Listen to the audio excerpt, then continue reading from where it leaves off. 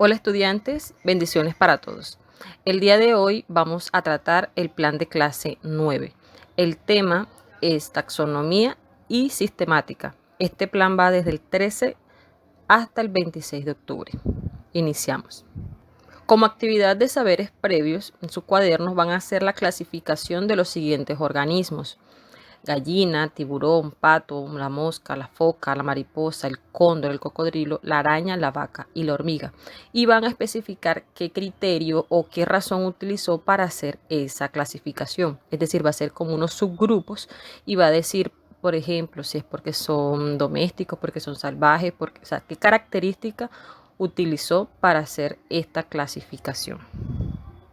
Bien, entonces, la supervivencia de los seres humanos siempre está unido como el conocimiento de los seres que los rodean y por tanto también a la clasificación, principalmente de plantas y animales para obtener su mejor provecho. En un principio, los intentos de clasificación se basaron en métodos simples, aquellos que se pudieran hacer obviamente en esa época, como la inspección visual, teniendo en cuenta las semejanzas o las diferencias que hubiera entre los organismos. De esta manera surgieron los sistemas de clasificación, que vendrían siendo o son procedimientos que permiten organizar los seres vivos determinando ciertas características en particular. Estos criterios pueden ser artificiales cuando agrupamos los seres vivos dependiendo el punto de vista humano, por ejemplo, según su utilidad, según el beneficio que puedan tener, o también pueden ser naturales cuando los agrupamos de acuerdo a las características propias del ser vivo, las relaciones que tienen con los otros organismos. Bueno, a lo largo de la historia, diferentes científicos hicieron aportes en pro de la clasificación de los seres vivos. Entonces, inicialmente tenemos que Aristóteles, cerca del 350 a.C., dividió los organismos en dos: reino animal y reino vegetal. A los animales luego también los subdividió en aquellos que vivían en la tierra, los que vivían en el mar y los que vivían en el aire. Luego, más adelante, ya Linneo, en el siglo XVIII, él hizo grandes aportes y se considera como el fundador de la taxonomía moderna, ya que él introdujo el sistema jerárquico ya organizado en categorías y también propuso el sistema binomial, donde se podían designar o se pueden designar nombres para cada uno de los seres vivos teniendo en cuenta su género y su especie. Estos términos los vamos a profundizar más adelante. Luego, Whitaker propone la clasificación en 5 reinos: el animal, vegetal, protista, hongos y monera, que muchos ya los conocemos. Sin embargo, Woose en el 90 descubre que hay diferencias entre las mismas bacterias. Entonces, teniendo en cuenta criterios moleculares, es decir, las características ya a nivel de la propia constitución interna de las células, vieron que habían entonces diferencias entre los diferentes organismos y entonces se propone un sistema de clasificación con 3 dominios que vienen siendo como los 3 grandes grupos donde se pueden agrupar los seres vivos. Entonces tenemos archeas, que vienen siendo las arqueobacterias, son aquellos organismos procariotas que pueden vivir en diferentes condiciones extremas. Tenemos las bacterias, que son las bacterias normales que conocemos nosotros, que también habitan en diversos ambientes, pero que no tienen iguales características que las archas, o sea, también son diferentes. Y por último tenemos Eucaria. En este dominio encontramos los reinos protista, hongo, vegetal y animal. La particularidad es que dentro de los eucarias están los organismos eucariotas, es decir, aquellos que están formados por células que tienen un núcleo verdadero. Entonces, la clasificación biológica es el proceso por el cual agrupamos los diferentes seres vivos de acuerdo a las características que tengan. Este proceso de organizar y clasificar se hace en la ciencia desde 2 áreas muy relacionadas, que son la sistemática y la taxonomía. La sistemática es mucho más amplia. Esta se encarga del estudio comparativo de las características de los organismos y trata de construir las relaciones evolutivas que se dan entre estos. La taxonomía, por su parte, es la rama de la sistemática que se va a encargar entonces de nombrar describir y clasificar como tal a los seres vivos. Se basa en la nomenclatura, que es la forma de nombrar, y las categorías taxonómicas que van siendo los rangos o grupos para organizarlo. Entonces vemos que la nomenclatura es aquella que se encarga de nombrar, ponerle nombre a los seres vivos para poderlos identificar. Inicialmente los científicos eran nombres comunes para los seres vivos. Sin embargo, el uso del nombre común presenta muchísimos inconvenientes. Por ejemplo, no son universales. Algunos organismos lo tienen, otros no tienen nombre científico. De pronto también se presentaba que varios organismos podían tener el mismo nombre, o también que un mismo ser vivo podía tener diferentes nombres en diferentes lugares. Entonces no había como un consenso cuando se utilizaba un nombre común. Entonces ya la nomenclatura pone las reglas para evitar estos inconvenientes y se basa en la publicación de Carlos Linneo, donde él propone el sistema binomial. Es el que se utiliza actualmente también y consiste en colocarle el nombre científico a un organismo que esté formado por su nombre en latín, utilizando género y especie. Este nombre se escribe en cursiva y la inicial del género siempre va en mayúscula. Entonces aquí tenemos unos ejemplos. Es Canis lupus. El arroz es Oryza sativa. La gallina es Gallus domesticus. El maíz sea maíz. Entonces, las categorías taxonómicas son grupos que permiten organizar los organismos de una forma jerárquica.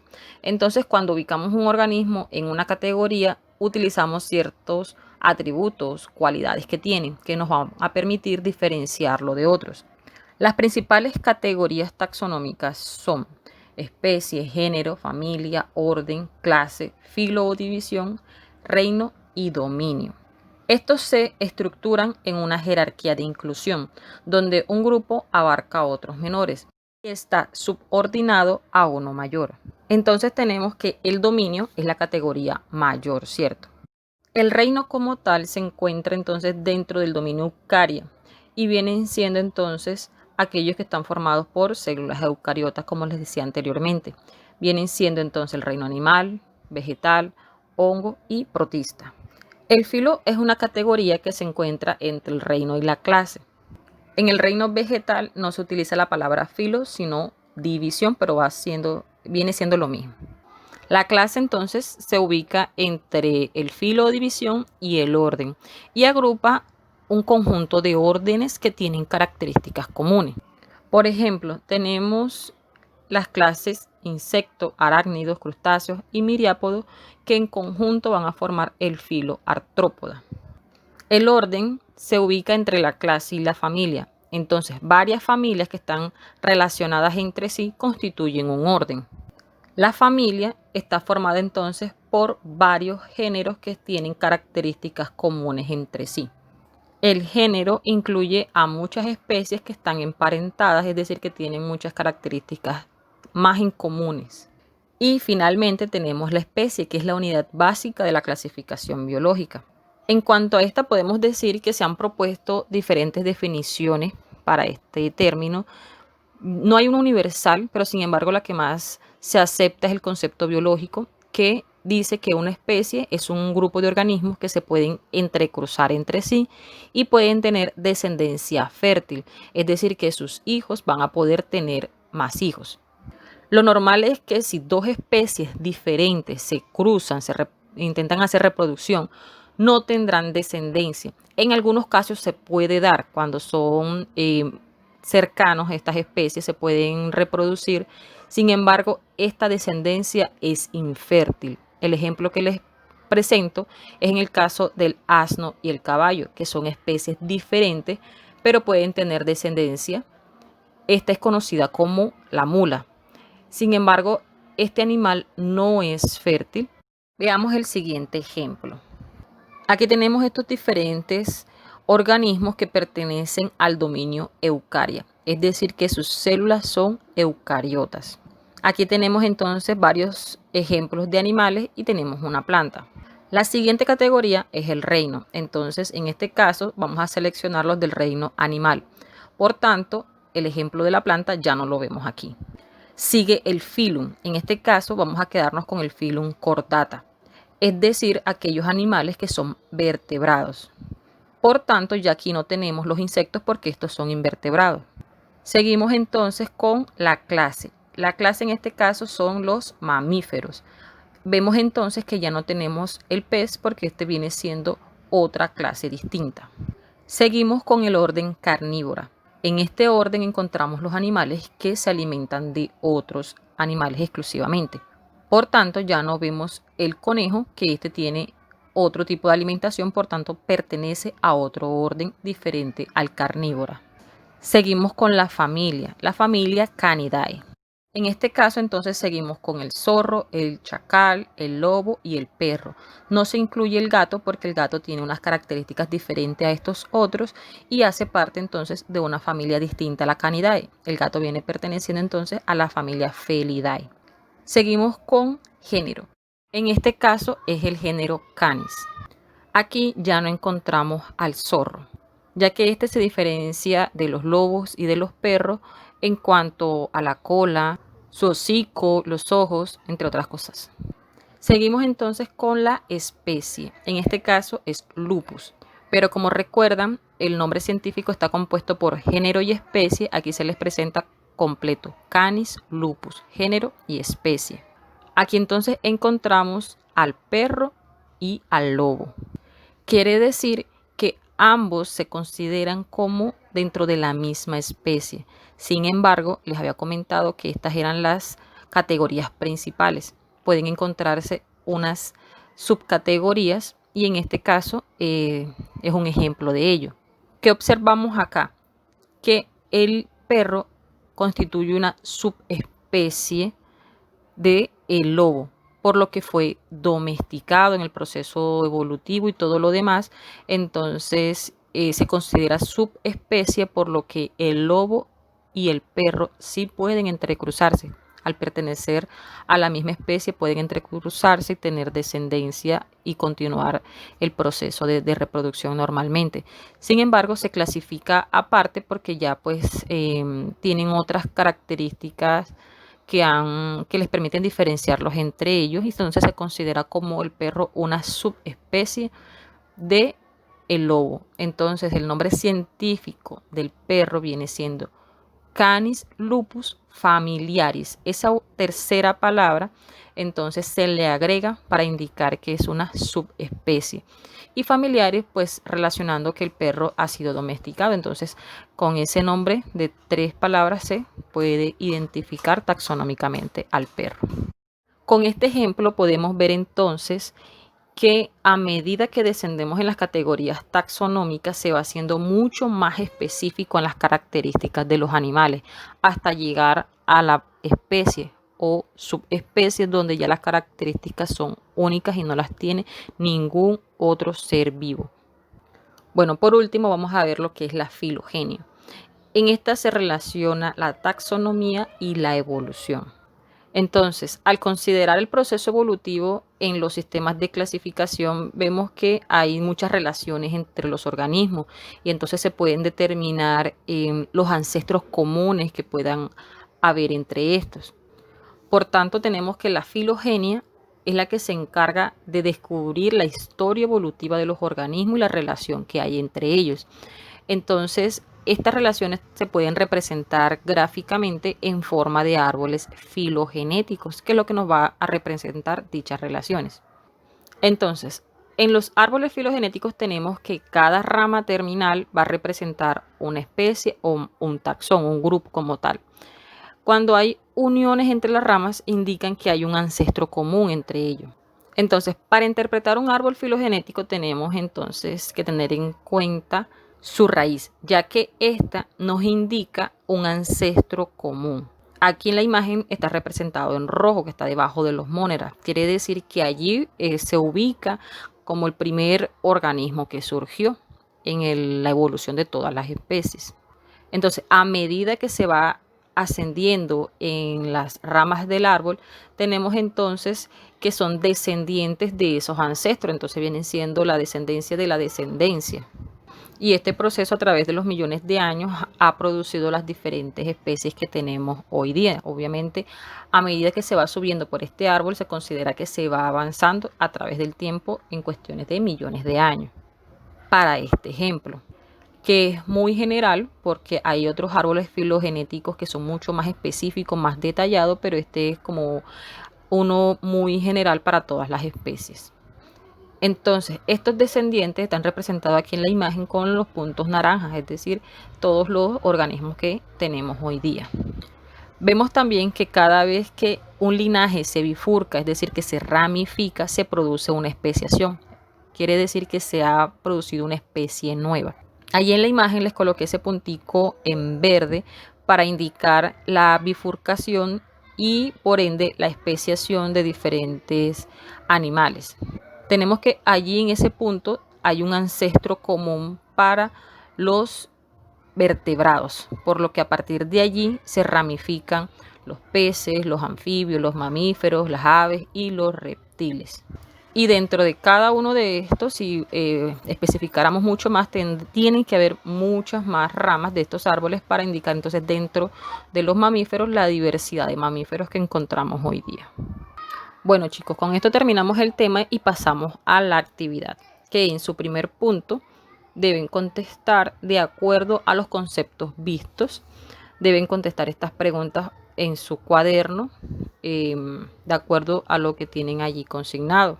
En el punto 2 vamos a hacer un ejercicio de clasificación. Entonces, según las características que conocemos de los organismos que están allí en el recuadro, van a clasificarlo teniendo en cuenta el organigrama que está allí al lado.